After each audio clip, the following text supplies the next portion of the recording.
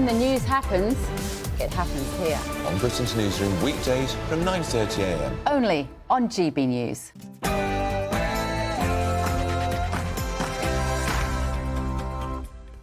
Good evening, it's 6 p.m. Welcome to Dewbs & Co with me, Miriam Cates. I'll be standing in for Michelle Dewberry tonight. And we've got a great show lined up for you this evening. And then there were three. James Cleverly, Robert Jenrick and Kemi Badenoch make it through to the next round in the Conservative leadership election as Tom Tugendhat bows out of the race. What do you make to the final three contestants? And are children worse off under Labour? Labour has ruled out a smartphone ban in schools, while at the same time the government has hired a new comms chief from Chinese-owned TikTok. There's also the ongoing row about imposing VAT on private schools, and a top professor is warning that students can't read long books anymore. So are we doing enough to protect our children in the online world? Plus, as we wait for Rachel Reeves' much-anticipated budget, do Labour have a handle on our finances? Well, a report out today says that we're facing the biggest exodus of millionaires in the world, with higher taxes apparently driving the wealthiest away. And it seems that Labour's raid on the bank account of pensioners doesn't stop at the winter fuel allowance. The Chancellor is reportedly under pressure to scrap free prescriptions for 60 to 65-year-olds. What do you make to that? And finally, as a deported Albanian criminal exploits a legal loophole in the European Convention of Human Rights to come back to the UK, I'm asking if it is now time to leave the ECHR.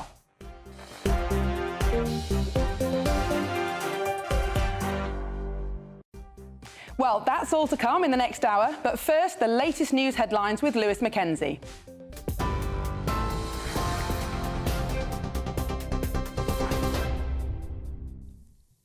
Thank you very much, Miriam. Good evening. It's 6 o'clock. I'm Lewis Mackenzie here in the GB newsroom. As you've just been hearing, James Cleverly has overtaken Robert Jenrick to the top spot in the latest round of voting to be the next leader of the Conservative Party. Cleverly leads the pack with 39 votes, Robert Jenrick second with 31 and Kemi Badenoch in third on 30. Tom Tugendhat has now been eliminated from the race with only 20 votes. The final two will be decided from the remaining three candidates at the next round of voting tomorrow afternoon. The Director General of MI5 has warned that ISIS and Al-Qaeda are on the rise again, with an increased terror risk linked to the conflict in the Middle East.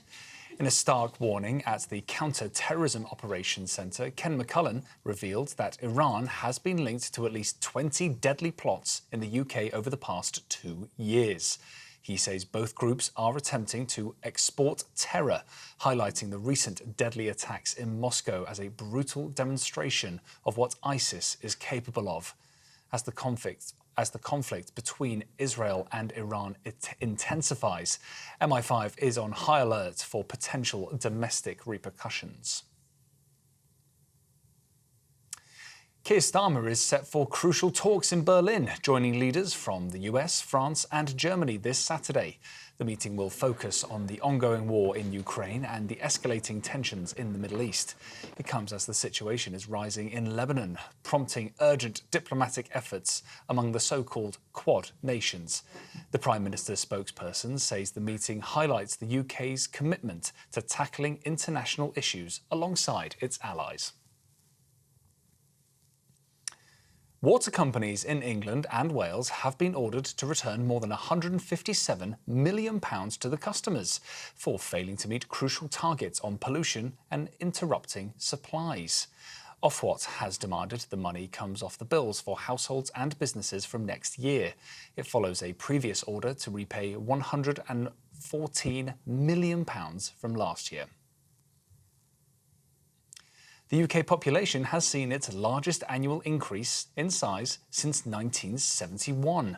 The Office for National Statistics estimates that the total population grew by 1% in just a year, reaching 68.3 million by mid-2023, covering England, Scotland, Wales and Northern Ireland. The ONS says migration was the main factor behind the latest rise, as deaths exceeded births by around 16,300 in the same period. And finally, as Hurricane Milton makes its way towards Florida, Governor Ron DeSantis says if you stay, you will die. Satellite images show the storm churning through the Gulf of Mexico with winds reaching almost up to 180 miles an hour. Forecasters are warning of an 8 to 12-foot storm surge, the highest ever in the region, and widespread flooding. It comes as just 2 weeks after Hurricane Helene claimed over 200 lives in the southeastern parts of the US. Well, those are your latest GB News headlines. I'm Lewis Mackenzie. More from me in an hour's time. For the very latest GB News direct to your smartphone, sign up to News Alerts by scanning the QR code or go to gbnews.com/alerts.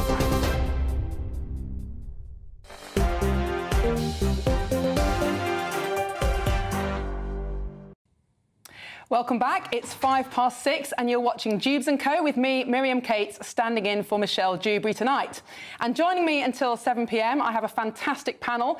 Former Conservative Cabinet Minister Michelle Donnellan and former Labour advisor Matthew Larser. Thank you so much for coming in. Interesting day for former Conservative Party politicians. Were you surprised by the result? Well, it's been a really interesting race. Well, interesting for us political geeks out there, because it's not been so straightforward. There's been many twists and turns in this, and James Cleverly has really come through and risen to the top. Yeah, the underdog to start with, definitely. Yeah, exactly. So tomorrow is going to be quite nail-biting. So I think it's quite clear Cleverly's going to get into the final, but the question now is it Kemi or is it Gemrick that's with him? And does anybody else care? I read today 2/3 of the public aren't interested. Yeah, well, I mean, we've got memories of immediate post-election defeat leadership contests. We have quite a lot of those memories in the Labour Party. Having quite a lot of election defeats over the years. But I think, I think for people from the outside will be thinking of Tom Tugendhat going out, that is this kind of the end of the One Nation tradition. Well, we will follow that up in a minute because we might take different views on that. So we'll be discussing that and much more till 7 p.m. But we really want to hear from you. Please join the discussion. So get your views into us at gbnews.com/yoursay, and we'll be bringing you, the viewer, into the conversation later on in the show. So following up on that, the next round of voting in the Conservative leadership election took place earlier this afternoon. And now we have the final three after Tom Tugendhat, who's the MP for Tunbridge, was eliminated, getting just 20 votes from Conservative MPs. So that leaves James Cleverly, Kemi Badenoch and Robert Jenrick left in the race, and another vote will take place tomorrow afternoon to decide the final two. So James Cleverly, as Michelle was just saying, has shot into the lead on 39 votes, which is quite a big proportion of the remaining Conservative Party, while Robert Jenrick had 31 and Kemi Badenoch just one behind at 30 votes. And this comes as new polling released by More in Common today shows that Labour are now only 1 point ahead of the Tories. So, Michelle, we've said that the votes for the Tories, not perhaps surprising after the Conservative conference last week, where Cleverly did very well. Are you surprised by this polling, that despite everything that's going on, Labour are only 1 point ahead? Yeah, I mean, I think we shouldn't get too carried away. It's one poll, so let's not count our chickens yet. And there's a long way to the next general election. So now is not the time to get complacent and think that the next election is in any way in the bag. Now is the time to really knuckle down as a party and to win back those votes and to deserve to be in power again, so to earn back the trust of the electorate. And we're only going to do that if we're united, if we're not navel-gazing, if we're focused on core Conservative principles, things like freedom of the individual, the family, defending the nation. These are the things that people want us to actually believe in again and show and demonstrate that we're believing in. But, Michelle, you're supporting Kemi Badenoch, and she was the favourite from the start of this race. She still looks like she's the favourite amongst the members who will make the final call. Are you worried now that she might not get through to the final two? I think it's going to be tight, but this was always going to be tight. All of those candidates, I think, are of a very high calibre. I've worked with each and every one of them, and I would be delighted for any of them to win, and I would follow them as the leader of the party. But I think that Kemi has the edge in the sense that she can really cut through the noise. She's different, and we need that now in opposition. That's going to be time. But Matthew, back to what you were saying about Tom Tugendhat. You think that him going out of the race represents something the Conservatives have lost potentially? think? I think from the outside, Tom was the kind of the left candidate, as it were, the One Nation candidate, and Hibbs, going out with 20 votes. It seems to be like it's the sort of end of that, of that strand in the party is now very much a minority strand, and the battle, as you say, is the exciting battle, is the battle for the right. Certainly those are the vibes, aren't they, that we all read about. Tom Tugendhat was the left-wing candidate, but is it just vibes? At the end of the day, he did say he'd be willing to leave the ECHR, which has been seen as a proxy for being right-wing. Is he actually left-wing? And, One Nation, that going back to the time of Disraeli, actually that was quite a conservative, uniting the nation. In Parliament, the One Nation group is sometimes called the No Nation group because they don't believe in the nation. So do you think it's vibes, or do you think it really is? Well, I think what will be interesting to see is when we get through tomorrow, and if James Cleverly, as Michelle says, is very likely to be in the final two, then it'd be interesting to see how Cleverly plays it, because obviously, it seems to me from a sort of Labour point of view, what's happened in the Tory party, particularly with Labour's difficulties, is that sort of double the number of Tory MPs a week ago have sort of decided they want to go for the nice guy, the person that voters want to go and have a pint with, who is kind of calm, not the sort of radical change that either Jenrick or Badenoch have been talking about.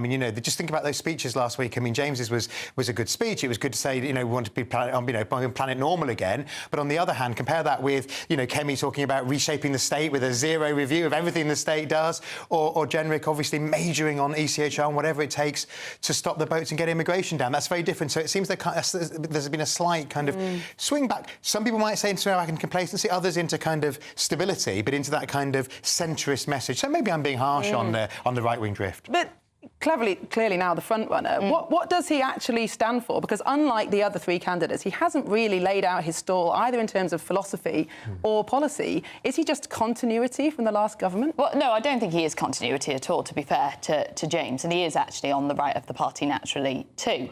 And he's somebody that, as a Brexiteer throughout, has been loyal to other prime ministers, which I think is an excellent quality as well, and we shouldn't dismiss that. And I think what he is saying he stands for are the core Conservative principles. But I think one of the things that Kemi's done very well is say, now is not the time to flood everybody with policies. We're 5 years off a general election, probably. What we need to be doing is getting back to our core Conservative principles. And on the doorstep, I heard time and time again, people had got confused about what did the Conservative Party actually stand for? What were they buying into? What are they voting for? And it wasn't helped by the fact that we had a number of prime ministers, so a number of faces representing our party. Variety. Yes, variety. That's true. So I think a realignment with our core principles is essential, whoever wins.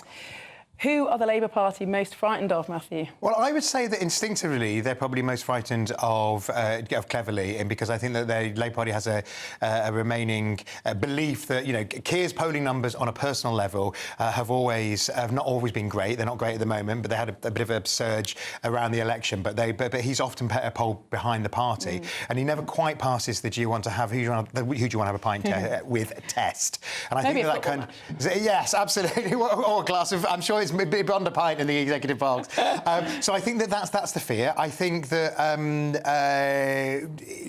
with Jenrick, the issue will be whether you'll end up with a reform pact. Because I was speaking to Labour exactly. today. Some people would say, who cares about the Tory leader? Labour should be worried about Farage. And I think they are, actually. And that's even if, this poll today, Labour only a point in front, but this doesn't mean anything if the right-wing vote is split in the next election. We could end up with, yes, less popular Labour, slightly more popular Conservatives, but essentially the same result, couldn't we? Absolutely. And I think that sort of what's happening as the gloss comes off the election victory in every sense and the memories of winning recede is that Labour MPs, particularly in seats in what we used to call the Red Wall, I don't know if it's been restored, it is the Red Wall once again, are worried about reform. And people are saying that if you've got reform in second place in your seat, you should be really worried. There's a great story though from the Labour leadership contest in 1976. I'm determined to get in because in terms of what happens tomorrow, I wasn't one then. Just want to get absolutely. I was only Michelle wasn't as well. I know. As by far the oldest on the panel.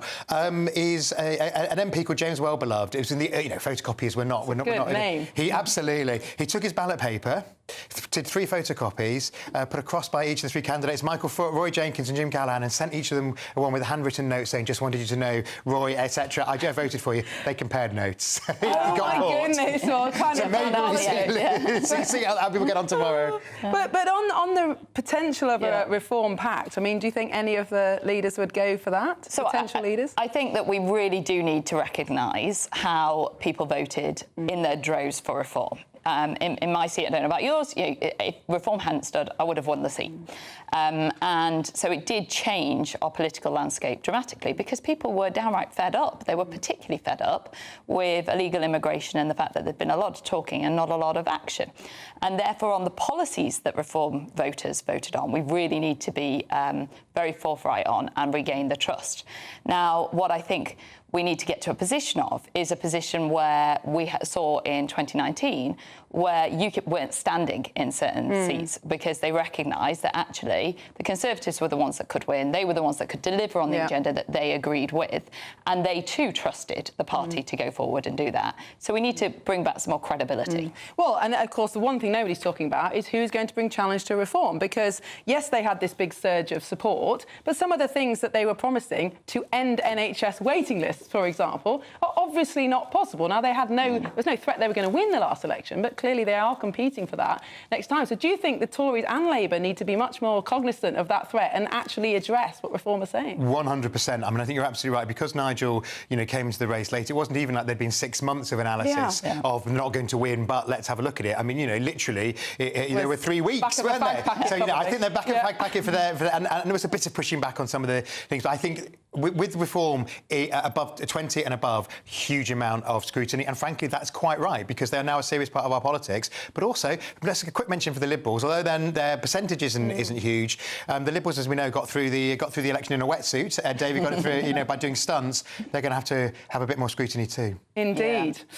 Well, we'll be continuing the discussion in a moment, but next we're going to move on to talking about young people. Are Labour failing our children? Well, they've reportedly ruled out a ban on smartphones in schools, despite the fact that many other countries in the West are putting bans in place. So how will we keep our children safe? Stay tuned. You're watching Dewbs & Co with Miriam Cates, only on GB News.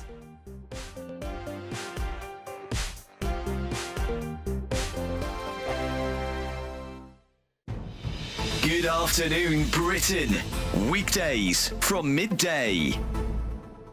National Trust Director General has said something rather curious. She's admitted that 70% of the charity's staff are Union Jack-hating progressive activists. Yes, this was speaking at a Labour Party fringe event. The boss of the charity, Hilary McGrady, acknowledged that there was a gap between her staff's views and the views held by the wider public. So was she being honest? Joining me now to discuss this is historian and broadcaster Rafe Hadelman-Koo, who I believe is with me. Rafe, thank you very much indeed. Can this be true?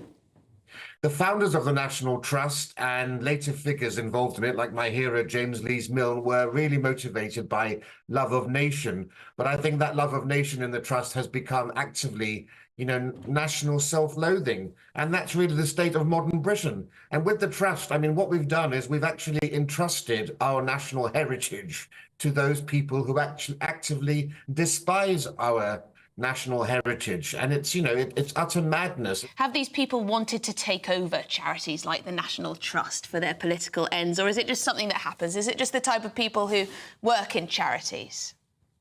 This has been part of the long march through the institutions, that people need to understand that Britain is now a post-revolutionary society. So the buildings that house our institutions look the same, but the people who now run them bear no comparison to the generations who lovingly built and ran them. They are cuckoos in the nest, and we need to understand that. And of course, once you realize that, of course, that explains completely why, the National Trust and others have crudely tried to denigrate our national heroes and link them and their houses to colonialism and slavery, as they ludicrously tried to do. GB News, the People's Channel. In the GB Newsroom, we bring you the news as it happens. With our team of dedicated journalists across the UK, we're ready to keep you up to date with what's happening every half an hour, every single day. Bulletins here on GB News, the People's Channel, Britain's news channel. Weekdays on GB News. Wake up to breakfast every day from 6 a.m. Followed by Britain's newsroom at 9:30. At noon, it's Good Afternoon Britain. Followed by Martin Daubney from 3 p.m. Only on GB News, the People's Channel, Britain's news channel. We're proud to be GB News, the People's Channel. And as you know, we always love to hear your views. Now, there's a new way of getting in touch with us at gbnews.com/your say. By commenting, you can be part of a live conversation and join our GB News community. You can even talk to me, Bev Turner, or any of the members of the GB News family.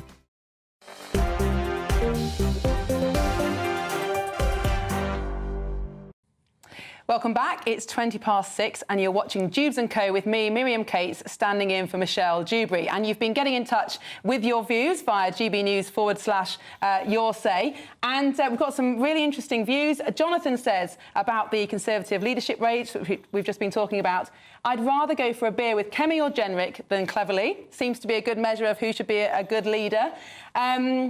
Margie says we don't want continuity. We need someone with a fire in their belly, not dreary Cleverly. It sounds like a kind of Trumpian insult, might catch on. And Mark, if Cleverly gets in, it shows the Tories have learnt absolutely nothing. So not a lot of support for Cleverly from our viewers, despite the fact he's now the front runner in Parliament. So we'll be continuing the discussion. Please carry on sending in your views about the topics that are coming up. And still with me in the studio until 7, I've got my panel, former Conservative Cabinet Minister Michelle Donnellan and former Labour advisor Matthew Larser. Now, next topic, are Labour failing our children? Well, the Labour Party have reportedly ruled out a smartphone ban in schools, instead leaving it up to head teachers to decide the rules about phones in each specific school. Now, while the Department for Education have said that it's still an option to legislate against phone use in schools, sources are saying that Starmer will leave it up to the individual schools. Now, this comes at the same time as the government hires a new comms chief from TikTok, a Chinese-owned social media app that's banned on government phones. And as a leading professor has said today, students aren't reading as much anymore because smartphones have reduced their attention span. So all in all, not a great outlook for our children. Are we doing enough for them when it comes to the online world?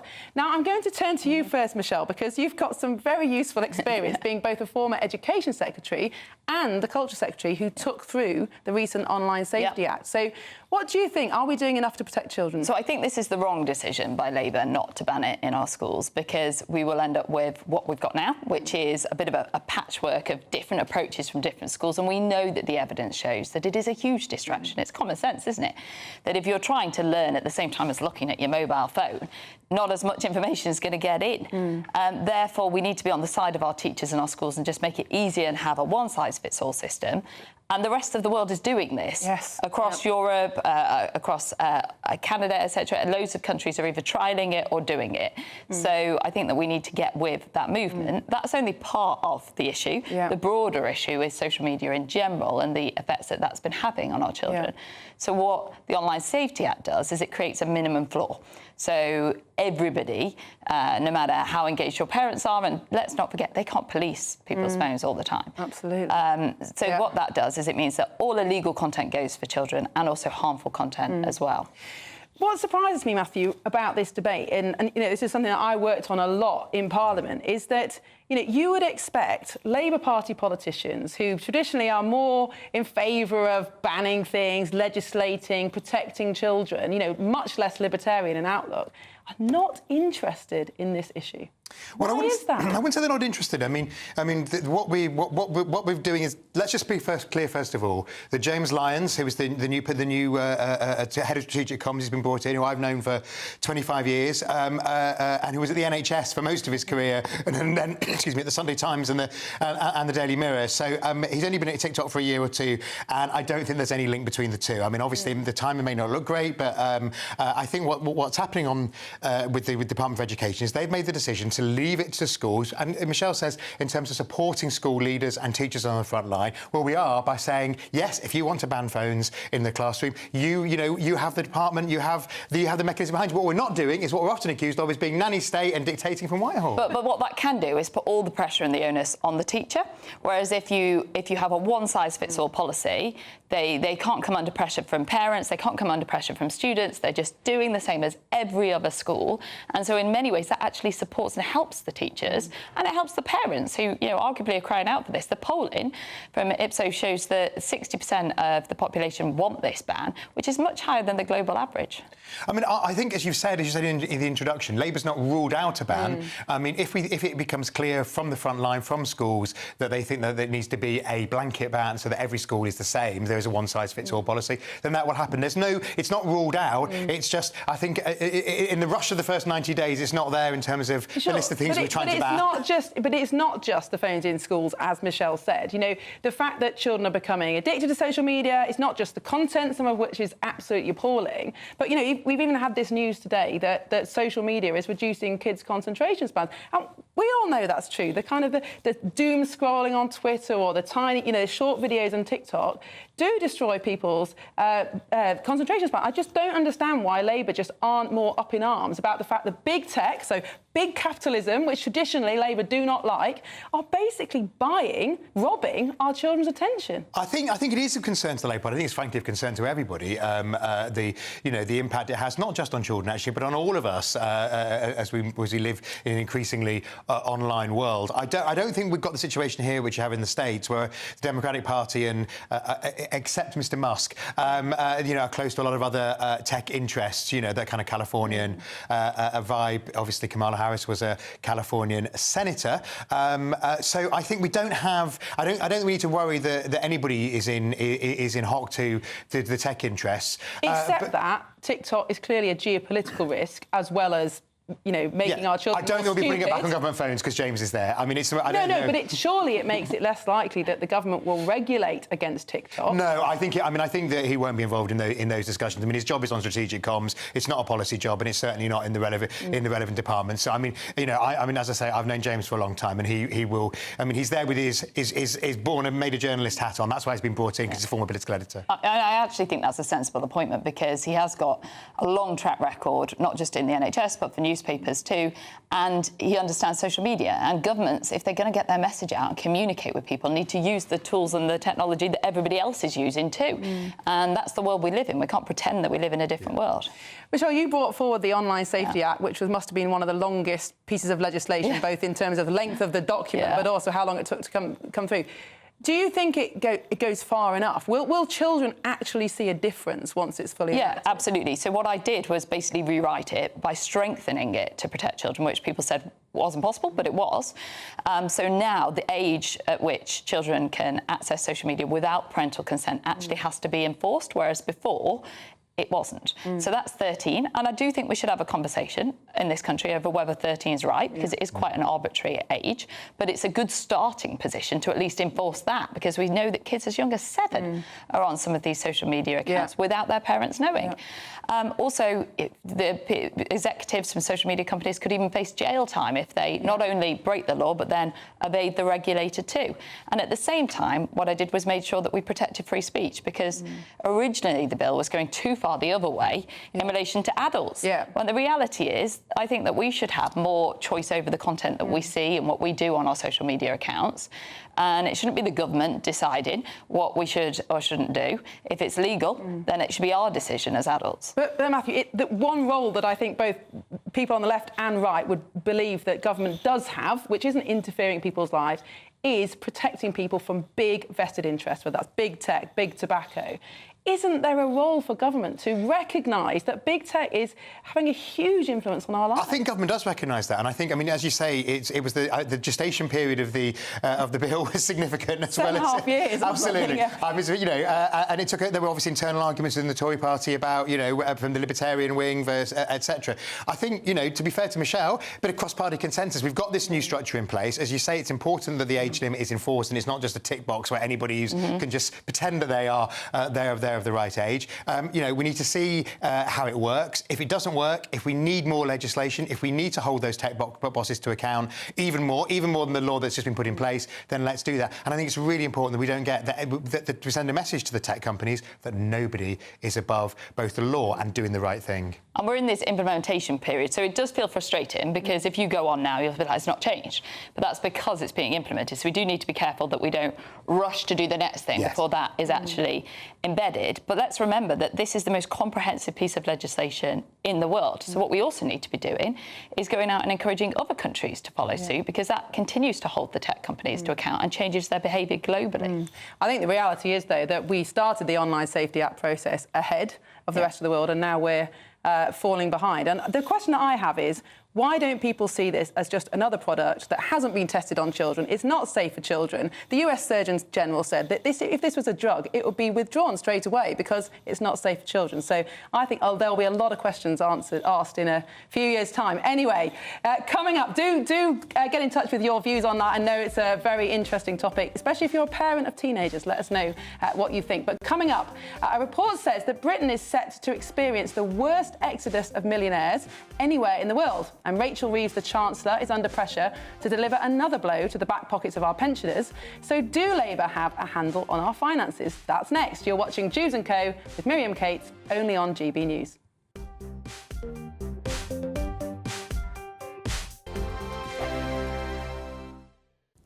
Good evening. Here's your latest GB News weather update coming to you from the Met Office. Looking ahead, and by Thursday, things are looking largely dry, but quite a bit colder than of late. For the time being, though, still plenty of wet weather around. Low pressure dominating the story across the UK. It's this low pressure that has brought all the heavy thundery showers many of us have seen through today, and there will be some further showers as we go through the next few hours across England and Wales, but many of them clearing away towards the east overnight. Some persistent rain continuing, though, across parts of northern England and eastern Scotland, so staying pretty soggy here. With quite a bit of cloud around, temperatures won't drop a huge amount, especially in the towns and cities, many places holding up in double figures. There will be generally fewer showers around tomorrow, but there will be some. In fact, even from the start across far southern parts of England, a few showers quite likely, perhaps a little bit drier across central southern parts of Wales and the Midlands for a time, but further north, northern England, plenty of wet weather around, some outbreaks of rain which could be quite heavy, and more persistent rain affecting eastern parts of Scotland. A very soggy start to the day here.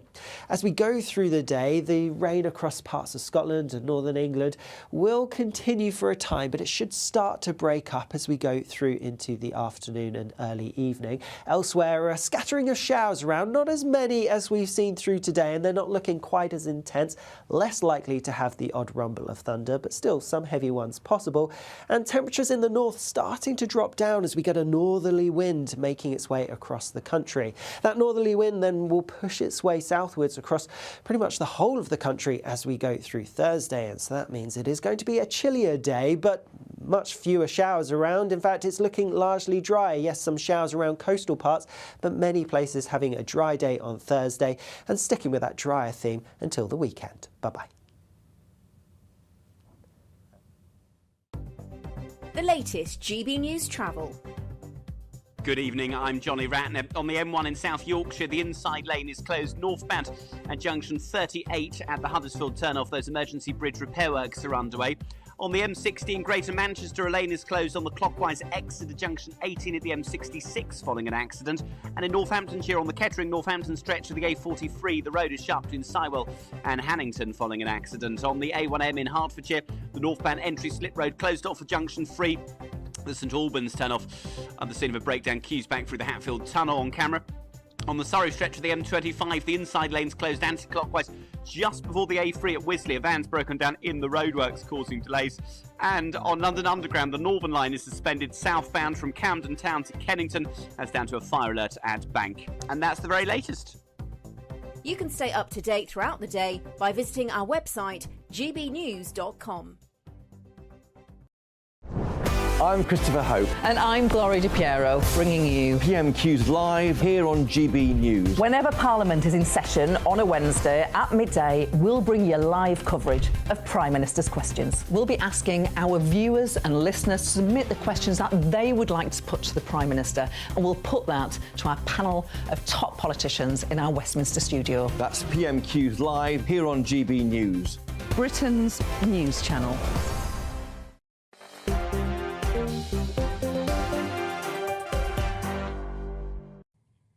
Welcome back to Dewbs & Co with me, Miriam Cates. I'm standing in for Michelle Dewberry tonight, and joining me until 7 p.m, I've got my panel, which is former Conservative Cabinet Minister Michelle Donnellan and former Labour advisor Matthew Larser. And you've been getting in touch with some of your views. We've just been talking about children and technology. Michelle says, not Michelle who's here in the studio, I don't think, unless she's Michelle Dewberry. Unless she's been on her phone while she's been, maybe Michelle's texting. Dangerous for kids, that may be so, but you can't close the stable door once the horse has bolted. Banning things is just government overreach. Well, that's certainly one point of view. But on the other hand, we have banned things like alcohol and tobacco after they've been invented. So is this another case? Phones should be put in lockers when children arrive at school, Adrian says. Good idea. Brian says they should ban smartphones in the House of Commons. We see MPs on their phones when they should be paying attention to the debates. I think that's probably true, but I would just, speaking up for MPs just for a second, to speak in a debate, you sometimes have to sit there for 6 hours to be allowed to speak. And actually, if MPs couldn't write notes for their speech, communicate with their staff, read their emails at the same time, you'd probably get even fewer MPs sitting on those benches. So I think it's a very good point. But on the other hand, things have changed. You don't pass notes around the House of Commons anymore. You communicate with people via WhatsApp. So, difficult one. And Heather says, children are going to school in nappies and can't talk properly, but they know how to use a smartphone or tablet. Very good point. We saw last year that lots of kids are turning up in school not knowing how to use a book and trying to swipe on the pages. So difficult time for kids growing up and parents, speaking as a parent. Now, moving on, are the wealthiest people in Britain fleeing our country because of high taxes? Well, an analysis by the Adam Smith Institute claims that Britain is set to experience the worst exodus of millionaires anywhere in the world, and that's including comparing ourselves to Germany, France and Italy, who are all predicted to grow their share of millionaires. Maybe people are moving from Britain to the south of France. It comes as Chancellor Rachel Reeves is being pressured to cut free prescription for those aged between 60 and 65 years old, with reports that the measure could raise up to £6 billion for the Treasury. Another blow to pensioners then, as we look ahead to the long-awaited budget. Do Labour have a handle on our finances? Matthew, is the budget just taking too long to arrive? So I think the answer to that is yes. I agree with the criticism from quite a lot of wise Labour people who've said that and it's partly Rishi's timing of the election. By having an election in July, it made it quite difficult. You can't really do a budget in the middle of August. So, you know, traditionally when elections are in the spring or the autumn, then it's kind of when you naturally have a budget anyway. But nonetheless, pushing it to the end of October is pushing it. And I think that's allowed a vacuum to be created, which is why you've seen these stories. I mean, this particular survey is from the Adam Smith Institute, a particularly right-leaning free market think tank, you know, based on some research from a sort of private wealth manager. So I take that with a pinch of salt. So let's wait and see what happens in the budget. But I would have done the budget earlier if I'd been in charge. Indeed. Well, we'll be talking about that a little bit more in a minute. But also coming up, a deported Albanian criminal is going to be able to get back into the UK thanks to the European Convention of Human Rights. So lots more to come. But just moving back to this budget topic, Michelle. Labour seem to want to get rid of millionaires. They seem to have a war on the wealthiest. Do you think this is damaging the economy? Well, I think there's talk of a vacuum, but I think Labour have actually filled that vacuum with scaremongering. And that's why we're seeing millionaires potentially thinking about or planning to leave the country, because they're terrified of what on earth is going to come in this budget. And it's not just millionaires. We're going to see a brain drain. I really believe that. If we create an environment that is stifling innovation, but also aspiration. Why should we not be a nation that backs wealth creators? At the end of the day, wealth creators are the employers. They're the people that generate more money for our economy to actually function and to grow. So I think this is very worrying. And this story about pensioners, what will that be? That will be a double smack in the face for pensioners then. But surely, I mean, retirement age is 67 now. So people aged 60 to 65 are working. They've probably got higher incomes than, let's say, people in their 20s. They won't be paying mortgages, probably. They certainly won't be paying student loans. Why should people in their 20s and 30s have to pay a prescription charge and people in their 60s not? So I think this is also about timing. So the government have just cut the winter fuel allowance. We've been navigating through a cost of living crisis where energy bills have been soaring. And at the end of the day, the elderly people are less likely to be able to be in a position to work. And 60 plus, you may have more ailments and concerns and considerations and not be in a position to work, or you might be very much working. But I think it's a cruel thing to do to add this on now. And we as a government, when we were in, we reviewed this and we looked at the evidence and we said, no, we're not going to do this because this is not fair. Prescription charges have already gone up to £9.90. That's a sizable sum to be added to people's bills. Matthew, do you think that Labour are targeting pensioners because they're the least likely group to vote Labour? No, I don't think that. I think that the reason the winter fuel allowance was done, and it may have been a political mistake, probably it was a political mistake, was because on paper, and this is this proposal to equalise the pension age and the prescription age comes from a think tank, not from the Labour Party, not from the government, but a think tank called the Intergenerational Foundation. And people like them would say that there has been a big imbalance over the last 20 years with things like the triple lock. Yeah. Even in an age of austerity, pensioners did proportionately better than younger people and people of working age, as well as young people in general. And so I think that that's the reason that they're putting it forward. It's not going to happen.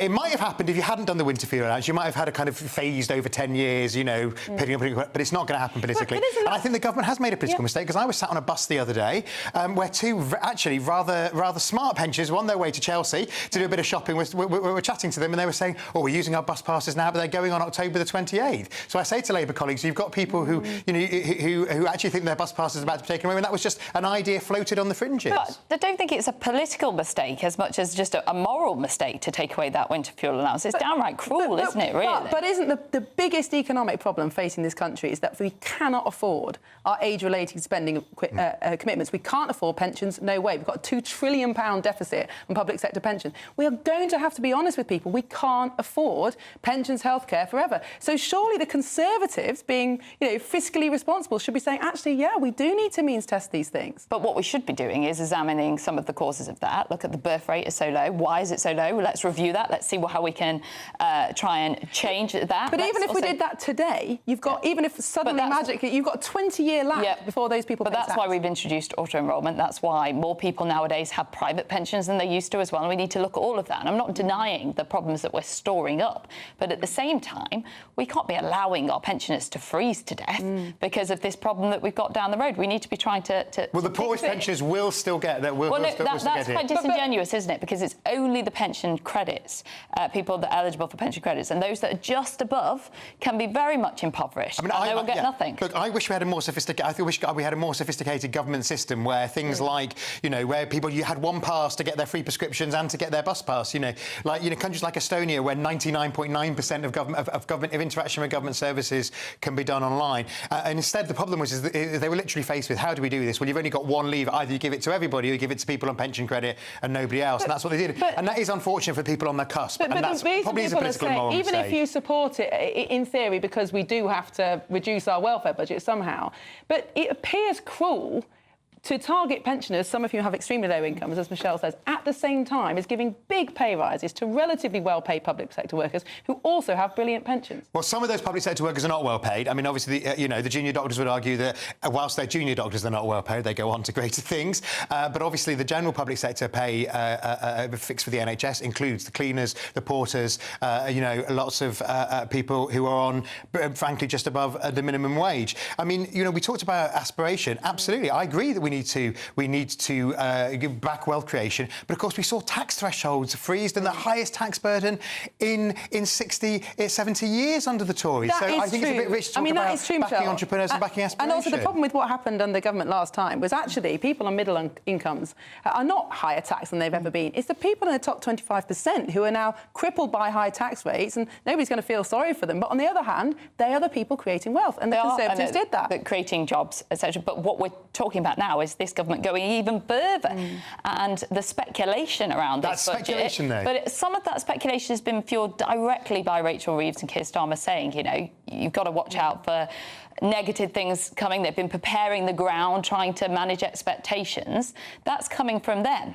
And that speculation is actually damaging growth, because there's businesses now that are not investing because they're sitting on their hands waiting to see what's going to happen in this budget. There's people actively planning to potentially leave the country, as this poll shows. That's not going to be good for anyone. It's not going to be good for our state. You mentioned the NHS. You know, the NHS is funded by taxpayers. The top 1% pay 29% of the overall tax burden. Look, I mean, I appreciate you saying that you're worried Labour may go further, but let's remind ourselves that the number of people paying higher rate tax, I think, trebled under the 14 years of the Tory government, because people were pushed by the freezing or they're not fully uprating at various points over those 14 years of those tax thresholds, which are crucial. Yeah. So I think we should have had the budget quicker. I think that speculation could have been damped down. Some of the speculation may or may not have come from the Treasury, but a lot of the speculation and these ideas are from think tanks, because, of course, when there's a new government, anybody who wants to get something puts in a report. So these people have chipped it in because they think now's the moment to influence. But that gap is having a significant impact, not only because people perceive the government as be talking down Britain and making business confidence lower, but also there's a report today in the Telegraph of people taking out their pension lump sums because they're worried that they're going to be taxed more and actually losing big proportions of their pension. I mean, this speculation is really unhelpful. Yeah, well, I mean, look, people shouldn't, I think everybody should wait. I should say the weight is unhelpful. Yeah, I think the weight is unhelpful because you're always going to get speculation from lots of different sources.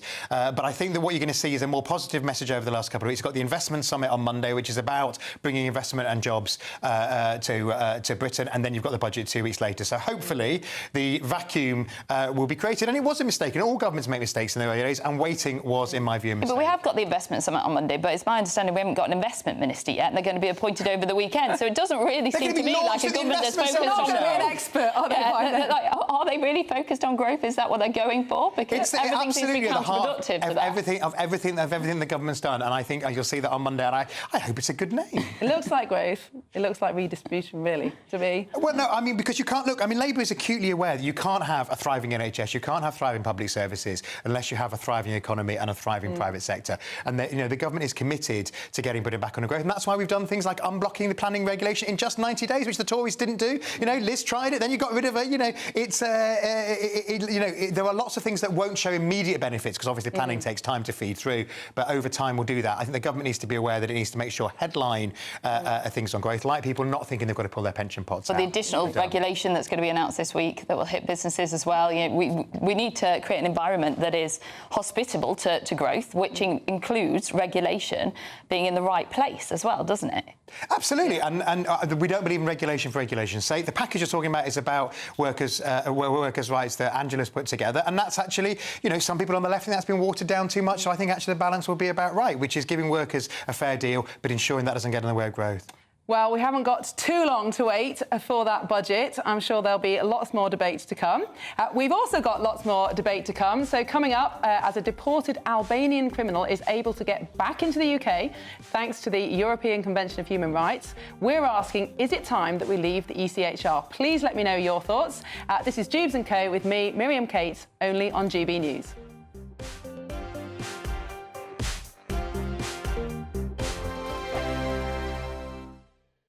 This is GB News, Britain's news channel.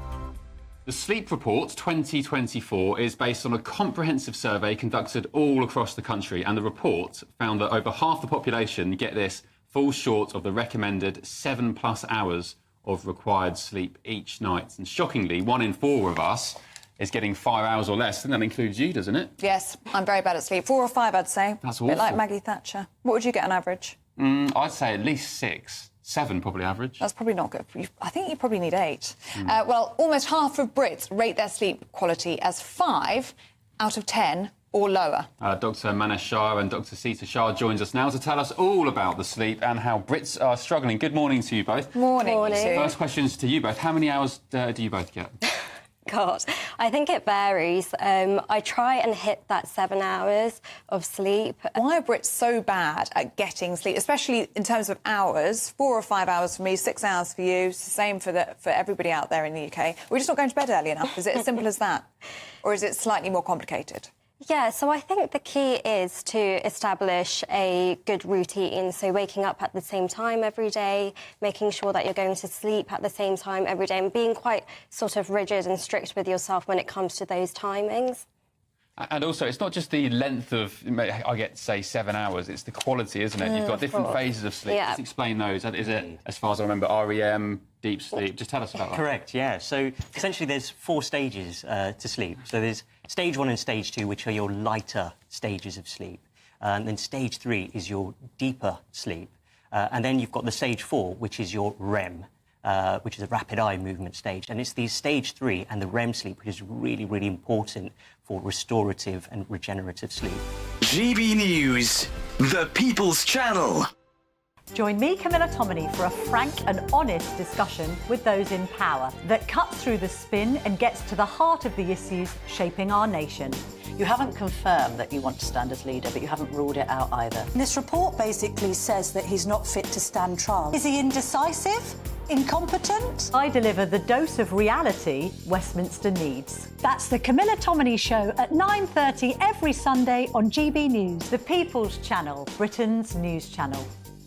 Good Afternoon Britain isn't just about us. The wonderful thing about this programme is it's about everyone watching. It's an interactive programme. Well, there absolutely is something to see here, and we're going to be talking about it more. Whether it's breaking royal news, Will, please bring us up to date. or indeed a particularly punchy speech in the House of Commons, Very, very curious. we bring it to you live, and then we bring you live reaction as well. That's Good Afternoon Britain, weekdays from midday. Only on GB News, the People's Channel, Britain's news channel.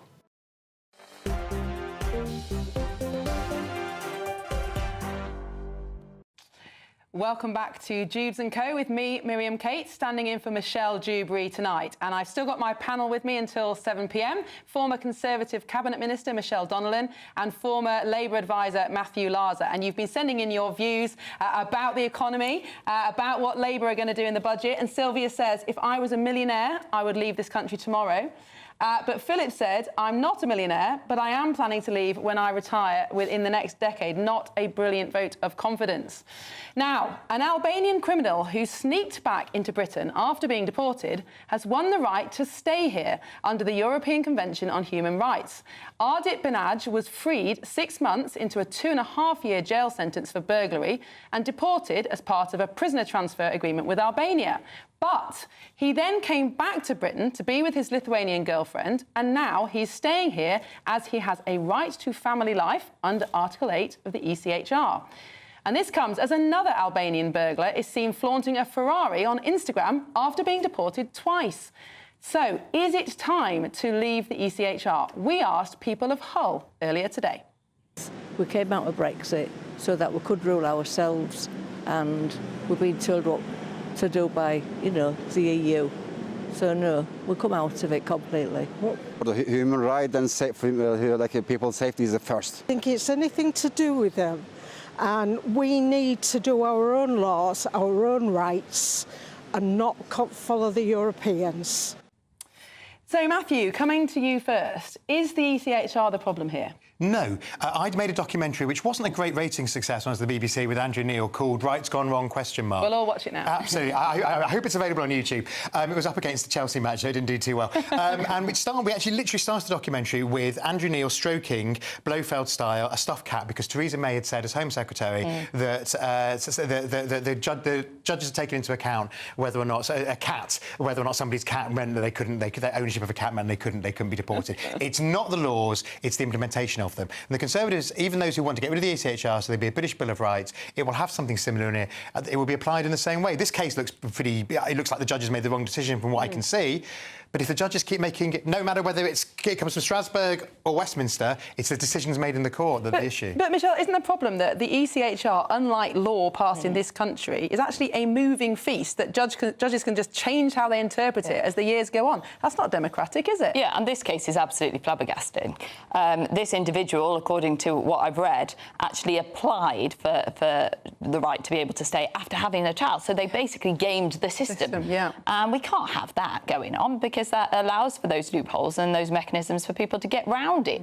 So we do, I believe, need to leave the ECHR now. I've always said it was a last resort. I think we're at last resort territory, and the British public are really angry and disappointed about the way that we have allowed those figures for illegal immigrants to creep and creep and creep up, and now we need to act. It's not a silver bullet, it needs to be along with other measures, but it's time to act. Matthew, doesn't this show the problem with human rights law, that at the end of the day, you're always going to come up against someone's right competing with someone else's, and why should a judge get to decide that? Well, actually, I was just thinking that those Vox Pops from Hull, I actually stood in Hull Market with the guy who had been convicted for a very unpleasant crime, and he wasn't a particularly nice chap, who'd taken the government to Strasbourg and to the ECHR to get votes for prisoners. And, of course, cross-party agreement, we've never done it. So the judges can say what they like. Governments ultimately are in charge, and I think the ECHR has become a bit of an excuse for the government not doing things like tackling the small boats crisis over the last 4 years. So I think it needs to be part of a suite of measures, but the reality is that this is the hot topic out there. This is the thing that is motivating people and concerning people on all of our streets across the United Kingdom. Therefore, we should leave no stone unturned in trying to fix it. I think we need to sort the problem out. I don't think the ECHR is what's standing in the way of sorting the problem of the small boats crisis out, which obviously Labour inherited because those boats were not stopped. Well, they've been going up under Labour's watch. The weather. Well, we're not coming to the weather yet. But I think the ECHR has outlived its stay. But on the other hand, our own domestic human rights and equalities are such a mess that if we left the ECHR, we'd have serious issues about free speech, freedom of religion. So a lot of thinking for the next Conservative leader to do, and hopefully for the Prime Minister. Anyway, it's been a fantastic show, really interesting debate. Thank you so much to both of my panellists for joining me, and thank you so much for watching and sending in your views. Lots more politics to come over the next few weeks. You've been watching Dewbs & Co with me, Miriam Cates, on GB News. Good night.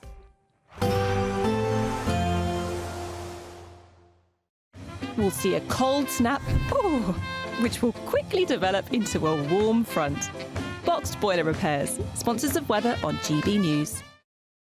Good evening. Here's your latest GB News weather update coming to you from the Met Office. Looking ahead, and by Thursday, things are looking largely dry, but quite a bit colder than of late. For the time being, though, still plenty of wet weather around. Low pressure dominating the story across the UK. It's this low pressure that has brought all the heavy thundery showers many of us have seen through today, and there will be some further showers as we go through the next few hours across England and Wales, but many of them clearing away towards the east overnight. Some persistent rain continuing, though, across parts of northern England and eastern Scotland, so staying pretty soggy here.